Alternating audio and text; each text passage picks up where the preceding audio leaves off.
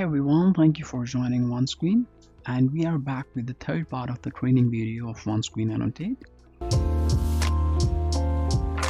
In this video, we are going to explore a few more features from the software.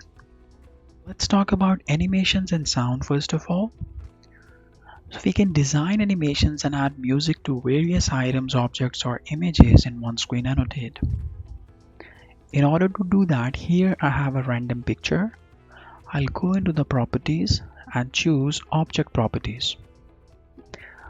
Under the object properties section, you will notice that we have an option to choose an animation effect that you would like to apply for the selected picture. Click the drop-down menu, and for now I'm going to choose fly in as the motion effect. And as soon as you select any motion effect from the list, you'll be able to see the preview as well. Adjust the speed as per your need. From the activation status, if object clicked is selected from the drop-down menu, that means whenever someone taps on the object, they'll be able to see the motion effect that was applied to the picture. Or you can also choose the second option, which is the page entered option. That means currently if I'm working on the first page, as soon as someone will shift to the first page, they'll start observing the motion effect for the selected picture. Then you can adjust the loop.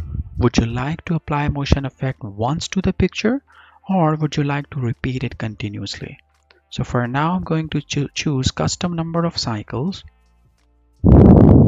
And for example, I want the motion effect to repeat for 4 times. I'll simply cross the object properties and hit on the object. And you will start observing the motion effect that I have just applied from the object properties. And after 4 cycles, it's going to stop. The drag and drop feature allows you to drag and drop any picture from any location onto the whiteboard. First, locate an image in your computer you would like to bring into the software. So here I have downloaded few pictures in the internal storage of my computer system. Click on the image and hold and then drag it to your whiteboard and release. And in the same way, you can add multiple images to your whiteboard. From here, I can use my selection tool to adjust the size, or maybe do some editing, for example, removing background or a certain portion from the image. So that's how drag and drop feature works on OneScreen Annotate. OneScreen Annotate also allows you to edit any picture directly from the software.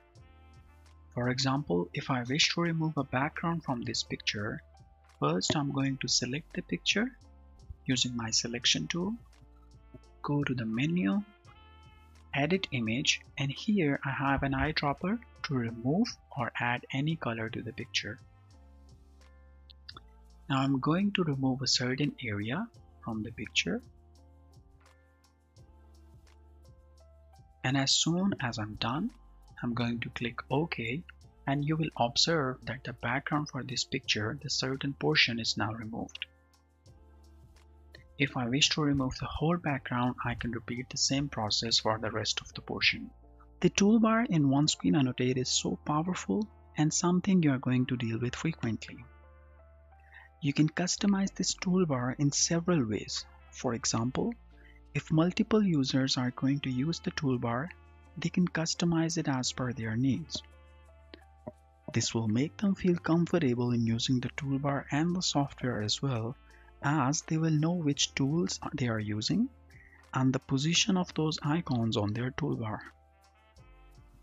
In order to create your own toolbar, simply go to Menu, Settings, and Profile. Click on the new profile and you will notice a new toolbar with some default icons on it. As I have already saved my customized toolbar, so this time I'm going to the Menu, Settings, Profile, and now I'm going to choose Load Profile. Here I have saved my customized toolbar, so I'm going to load it back again. And you can see this is my customized toolbar. And in the same way, you can create multiple toolbars for multiple users.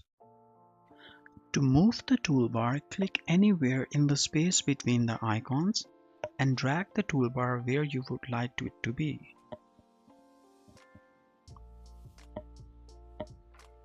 To remove any icon from the toolbar, click and then drag the tool out of the toolbar and release.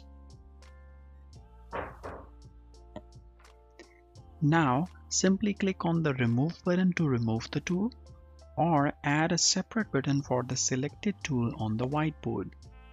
So if I click on Remove button, now the text pen tool is gone from my toolbar. Similarly, if I want the Intelligent Pen tool to be added as a separate button on the whiteboard, I can hold it, drag it to the whiteboard and then release, and now I can create a button for Intelligent Pen on the whiteboard.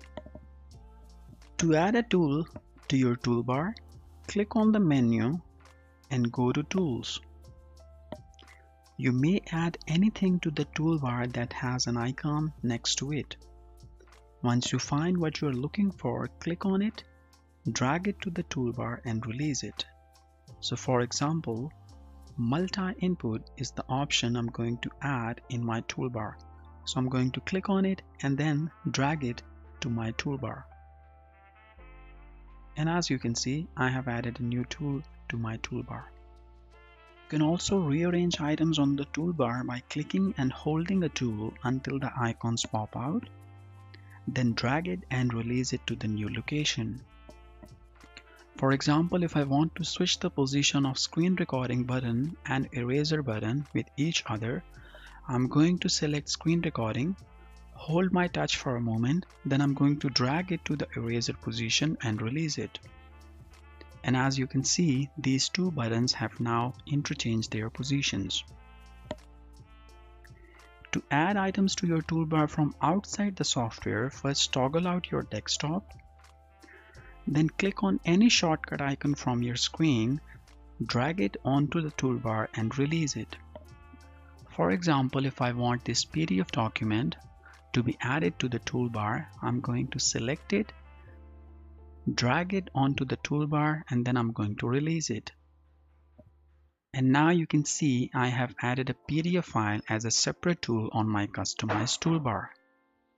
To adjust the settings of your toolbar, click Menu, Settings, Preferences, and then click on the Toolbar tab.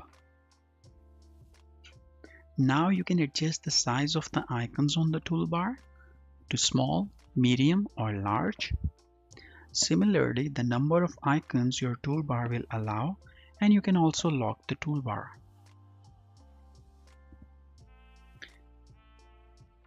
Finally, to close the toolbar, click on the blue triangle, and when you want to expand it, click on the blue triangle again. Now you know how to customize your toolbar. Let's take an advantage of OneScreen Annotate search engine options. Make sure you're connected to an internet connection. First, write a word or a phrase you would like to search for.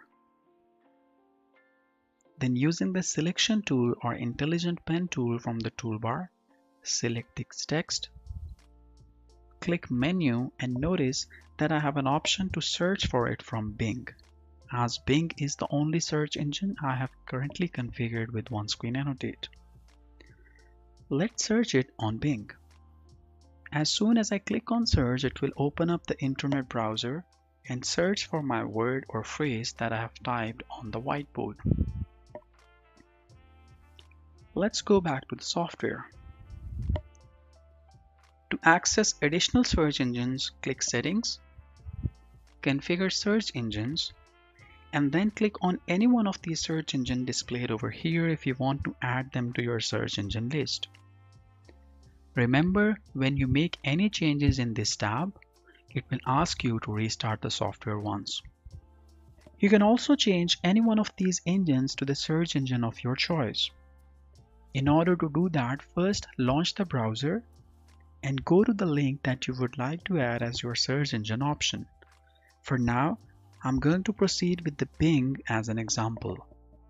So copy the URL and paste it in the target box.